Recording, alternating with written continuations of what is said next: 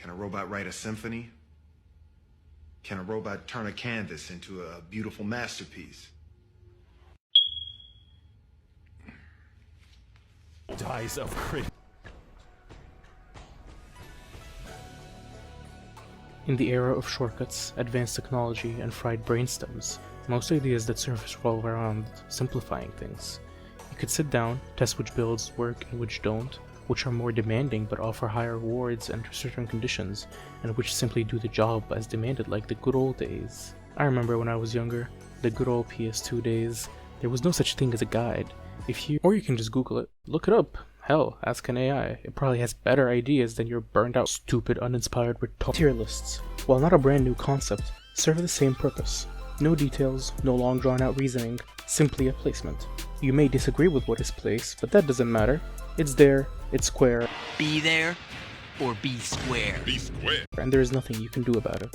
So how are we here?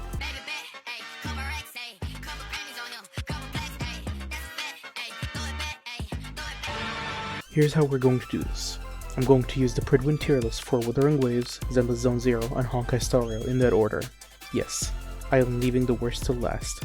Why Prydwen? Because people like to pin the blame of balance onto them. However, I will also show a Game 8 tier list for Genshin Impact near the end of the video after establishing a few points, which truly goes against my truest desires, but here we are. Remember what I said earlier? There are no rules with tier lists. Well, that is in fact not the case here.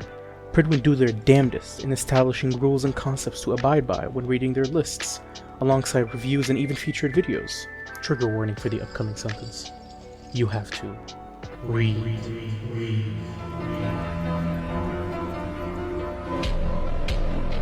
I know, I said it. Fire the alarm and send the Navy and the Secret Service, but that's really the issue with how people perceive Prydwen.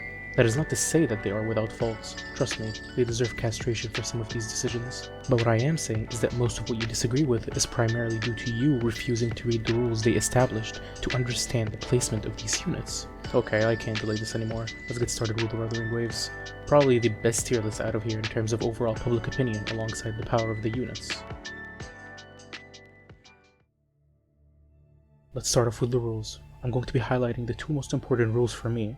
However, that does not disregard the rest of them. All characters are assumed to be utilized in their full best 3-man team, and all characters are assessed as if they have R5 access of all 4-star weapons and R1 of the standard 5-star weapons. They do have a signature tier list, however I'm going to refer to it later afterwards. Now that we've done that, I need to confess, WuWa's tier list is cheating. What I mean by that is the balancing of the game itself. WuWa is in a position where most units are viable. The solo dungeon clears, while a meme sort of showed that early on during the early days of the game. To me, that presented more value than say a 4-star full team in Genshin Impact clearing Abyss, purely because they are scaling most of the time on elemental mastery and the reactions themselves, while the dungeon is sweating in the kitchen. Even then, WuWa's balance up until recently has been very well articulated. Gion somehow still bouncing back while using a support that doesn't even benefit him directly is impressive, and as I see it, the tier list is in perfect terms of placement. Well, it's perfect if we bring up our very first point to be taken from this video, dynamic balancing. While I would love to claim that my beloved Jinshi is a tier 0 SS Plus God tier unit, I do recognize that her value in her premium team depends on the enemy waves themselves and the type of enemies she is facing, alongside the fact that her build-up is very slow. As a matter of fact, that is exactly why she has a lower ranking in both TOA and WuWa. The current state of the game is what these units are being balanced off of, alongside the units who belong to the same category. To use a relevant example, we turn our eyes to Honkai Star Rail. Oh, brother! While Acheron herself is a powerhouse, and she has received exactly -2 nerfs, she is still struggling. That is due to the type of enemies she faces alongside the type of buffs she gets from the endgame, which makes sense. It's a gacha after all. The point is, a lot of people look at these tier lists as generic tier lists, rather than dynamic ones. They change with time and they change based off of the environment and the units in the same department. I would love to continue to use my premium Jinshi team always, but I recognize that not only does her nuke take longer to activate than other units, but also her team is restricted to her damage mostly, even if you get JJ her signature. These placements make sense to me, for now. If I were to look at these in a generic perspective, I'd tell you to drop Frolova down a bit in TOA and maybe even Camellia, purely because both of them benefit more in an AoE environment as seen in their WuWa placement, alongside the greater presence of Havoc enemies. But because this is a dynamic tier list, it makes sense that Frolova is up here. TOA has been favoring her in terms of enemy designs and buffs mostly. A lot also tend to not read, like I mentioned earlier, hence they forget that these units run on their premium teams. I got Cartithia, no premium team, and she steals my Camellia signature.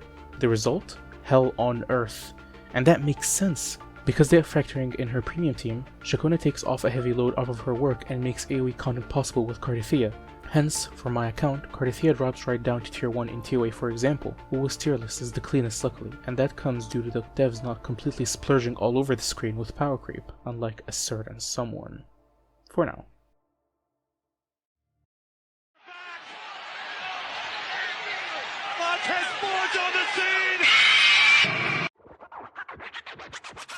Next up, Zenless Zone Zero, and I can't even start about the technical aspects of this before we address the suspiciously support column elephant in the room. Why, I still have a screenshot of when the tier list actually made sense. You know, stunners and supports being separated. Let's take a look at their reasoning.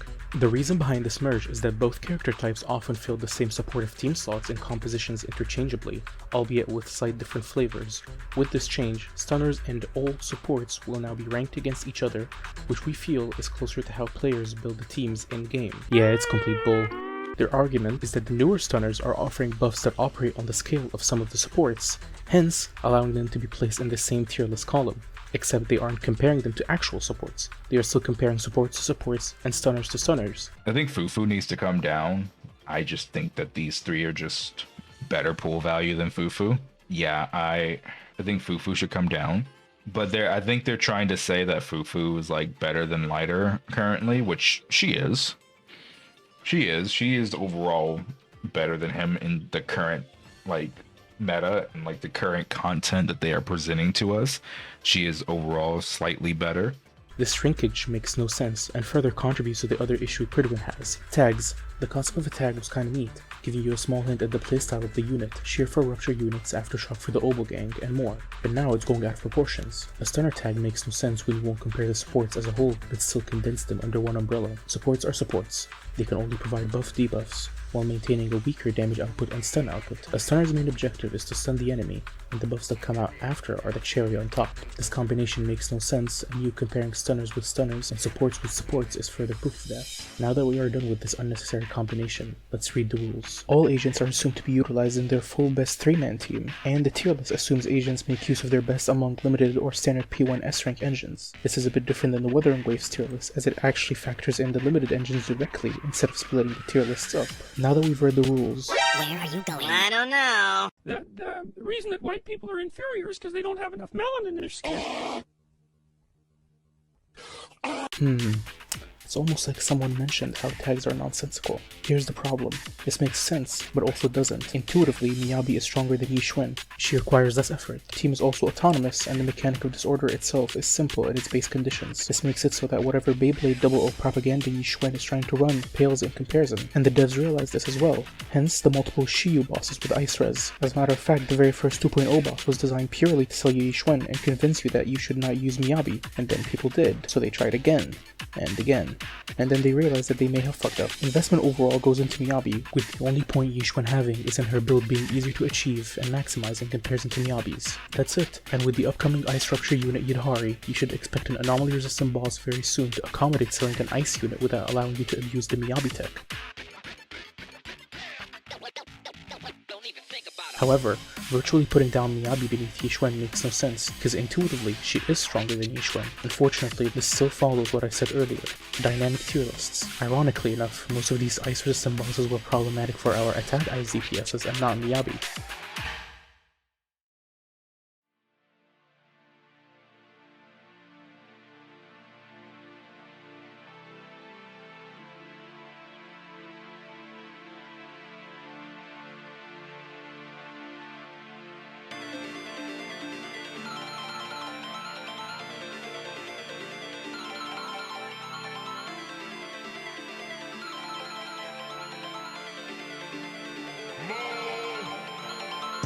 Okay, the elephants are gone now. Let's talk tier list placement.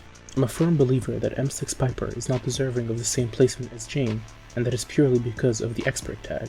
It makes sense with her mindscapes as to why she could reach Jane's level, but it is not easy, not even remotely close. Piper's main source is the Spinny Spin Spinner, which is so easy to interrupt, and has such a long windup that it causes most of her damage to be mitigated into a longer cycle. Jane, spam left click, remain in passion state for as long as possible. Anything Piper can do, Jane can do easier, so why not give her the expert role? It certainly fits, more so than Harumasa as well. Sure, Harumasa has like 2 more conditions you need to check in comparison to average attackers in his time, but it is much easier to maintain in comparison to Piper's continuous spin. So here's the deal, either Harumasa shouldn't have an expert tag, or Piper is missing an expert tag. That is up to your discretion on how to see this dilemma. The fact that they now also take into account signature Wenjins makes this even worse, as now Jane is super buffed in comparison. At least before this, the concept that she didn't have the best engine catering for her could have been the excuse, but that option is now off the table. Secondary DPS column is not problematic, so are the final ones. Supports. Ares, you will die for what you did that night. We'll start with comparing stunners to stunners.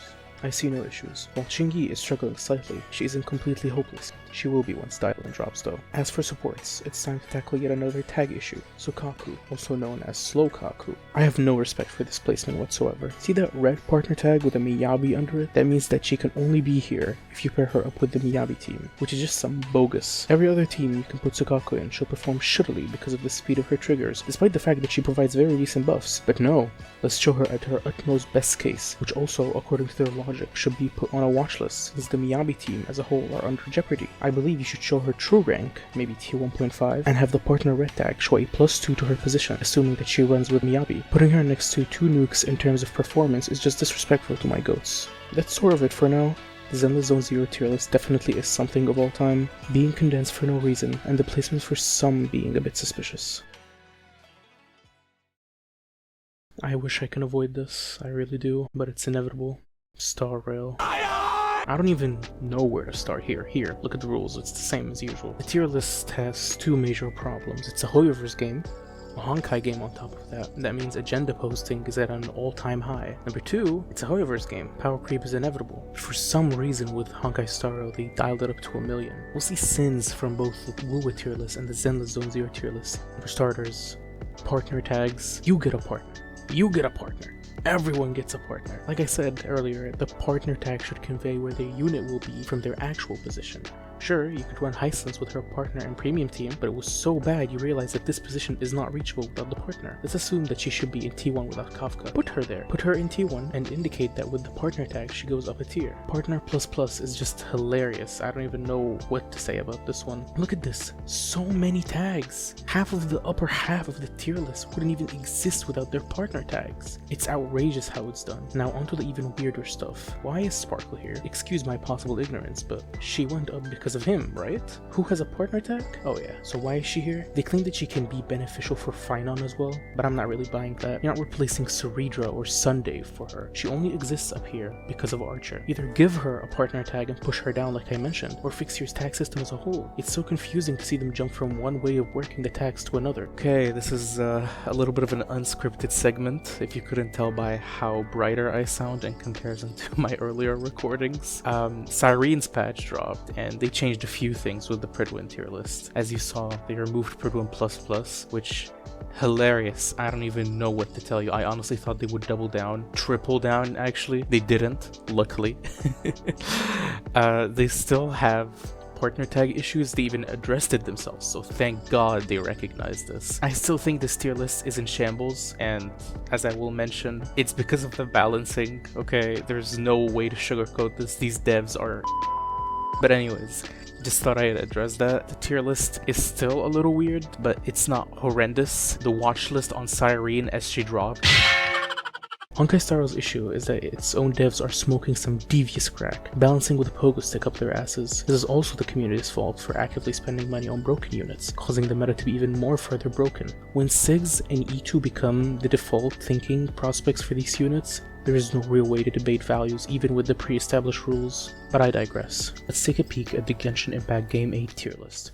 At a quick glance, you'll see that it's quite the stacked tier list, also featuring duplicates if they fit in 2 roles, which is present more so than in Honkai Star Rail's Prydwen tier list. However, they lack rules. Well, they do have criteria, just not rules on how they really rate the units. Do they use signatures? Do they run the full premium team with SIGs? I honestly have no idea. What makes their tier list somewhat easier to perceive, according to what I'm told anyways, is that the rankings are categorical. Every new region will have its high hitters, and then have some meta ones that will eventually fall off. A neat trick they pull off here is also show investment. For example, Prydwen is considered to fall in the A rank, if and only if she has her C2. Without knowing the SIG rules and the team rules, it's a bit difficult to understand this completely, but it is true that her C2 elevates her output completely. The elemental reaction system also allows for some level of bypassing the need for tiering. Sure, Kale is an A rank, but dendro reactions do not entirely care about the multipliers as much as they care about the EM and the buffs. The elemental system makes the tier list change from dynamic to somewhat generalist, and most likely the reason why people believe the game A tier list to be superior. If there's a takeaway you can get from this video, is that you should read. I know, our brains are fried, our day and night cycle makes no sense, and you have suspicions that you're developing dementia, but looking at placements without nuance really takes away from the tier list progress. Sure, some tier lists may not need rules and speak for themselves, but in this case, they don't. Read. For the love of God, read.